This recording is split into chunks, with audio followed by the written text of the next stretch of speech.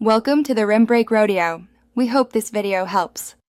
You start by getting the meeting link or code from the host and signing into the Google account that should attend. Once signed in, open Meet.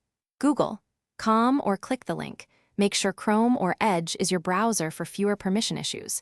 You should grant microphone and camera access when prompted so audio and video work immediately.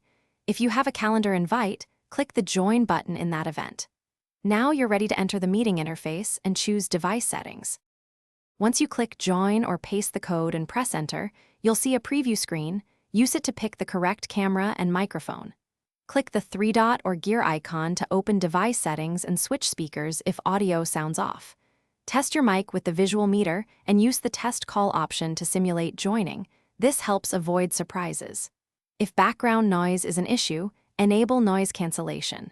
When previews look good, press Join Now to enter the meeting. After joining, stay muted unless speaking and use the chat or raise hand icon to participate without interrupting.